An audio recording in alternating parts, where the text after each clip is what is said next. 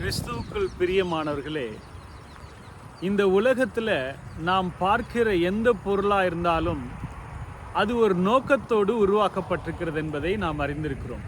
ஒரு பேனாவாக இருக்கலாம், ஒரு பைக்காக இருக்கலாம், காராக இருக்கலாம், ஒரு பாத்திரமாக இருக்கலாம், ஒரு உடை, இப்படி பலவிதமான பொருட்களும் இந்த உலகத்தில் உபயோகப்படுத்த வேண்டும் என்பதற்காக ஒரு கருத்தோடு நோக்கத்தோடு இந்த உலகத்தில் உருவாக்கப்பட்டிருக்கிறது.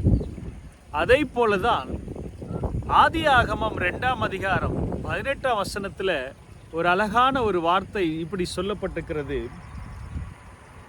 பின்பு தேவனாகிய கர்த்தர், மனுஷன் தனிமையாயிருப்பது நல்லதல்ல, ஏற்ற துணையை அவனுக்கு உண்டாக்குவேன் என்றார். அன்பானவர்களே, ஆண்டவர் வானத்தையும் பூமியும் நட்சத்திரங்களையும் சூரியன் சந்திரன் பரப்பன ஊர்வன இப்படி பலவிதமான தாவரங்களையும் செடிகளையும் மரங்களையும் சிருஷ்டித்த பின்பு ஆண்டவராகிய தேவன் முதலாவது மனிதனாகிய ஆதாமை ஆண்டவர் உருவாக்குவதை பார்க்கிறோம். ஆண்டவர் ஆதாமை உருவாக்கின பின்பு அவன் தனிமையாக இருப்பது நல்லதல்ல என்று சொல்லி அவனுக்கு ஏற்ற துணையை, அந்த துணையை என்ற வார்த்தையை நாம் கவனிக்க வேண்டும். இங்கிலீஷில் ஹெல்ப்பர் அப்படின்று போடப்பட்டிருக்கிறது. அன்பிற்குரியவர்களே, ஆம், ஏன் பெண்ணை உருவாக்கினார் என்றால் ஆணுக்கு துணையாக இருக்க வேண்டும் என்பதற்காக தான். ஆம், மறைமுகமாக ஆணுக்கு பக்கபலமாக சகலவித உதவிகளையும் நன்மைகளையும் செய்யும்படியாக ஆண்டவர் பெண்ணை உருவாக்கியிருக்கிறார் என்பதை இதிலிருந்து நாம் பார்க்கிறோம். ரோமர் 8ஆம் அதிகாரம் 26ஆம் வசனம் சொல்லுகிறது, அந்தபடியே ஆவியானவரும் நமது பலவீனங்களில் நமக்கு உதவி செய்கிறார் என்று வேதம் சொல்லுகிறது. ஆம் பிரியமானவர்களே, உதவி செய்யும்படியாக ஆண்டவர் பெண்ணை படைத்திருக்கிறார்.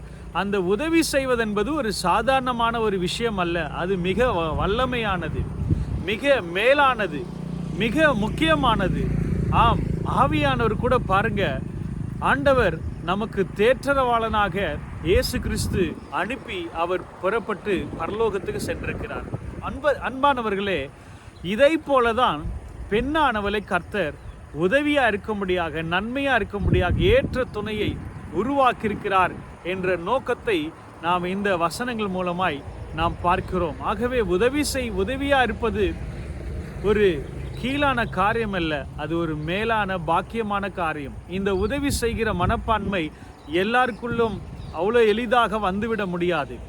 ஆனால் ஆண்டவர் இந்த பெண்களாகிய அநேகருக்கு ஆண்டவர் அந்த கிருபையை, பாக்கியத்தை கொடுத்திருக்கிறார். ஆனால் சத்ருவோ அநேக பெண்களை வஞ்சித்து ஏமாற்றி, ஏவாளை வஞ்சித்தது போல அநேகரை வஞ்சித்து இந்த உலகத்தின் பின்னால போய்கொள்ள அவன் கிரியை செய்து கொண்டிருக்கிறதை பார்க்கிறோம். ஆகவே தேவன் ஏற்படுத்தின நோக்கத்தை, திட்டத்தை நாம் அறிந்து உணர்ந்து கர்த்தருக்கு ஏற்ற சித்தத்தை படி நாம் வாழும்போது ஆண்டவர் நம்மை ஆசீர்வதிப்பார். கிறிஸ்து சபைக்கு தலையா இருக்கிறது போல மனைவியானவள் புருஷன் தலையா, மனைவிக்கு தலையா இருக்கிறார் என்றும் வேதம் சொல்லுகிறது. ஆகவே எல்லாவற்றிலும் கர்த்தருக்கு கீழ்ப்படைந்து ஆண்டவருக்கு முன்பாக தாழ்த்தி ஒப்பு கொடுத்து ஆண்டவருடைய காரியத்தில் நாம் ஈடுபடும் போது கர்த்தர் நம்மை ஆசீர்வதிப்பார். நல்ல தகப்பனே, இந்த நல்ல வார்த்தையின்படி இதை பார்க்கிற கேட்கிற ஒவ்வொரு அருமையான பிள்ளைகளை கர்த்தர் ஆசீர்வதிப்பீராக. ஆண்டவரே, ஒவ்வொருவரும் உதவியா இருக்க, ஆண்டவரே ஆசீர்வாதமா இருக்க நீர் கிருபை தாரும். நீர் மகிமைப்படும் பெரிய காரியங்களை செய்யும். இயேசுவின் நாமத்தில் பிதாவே, ஆமேன்.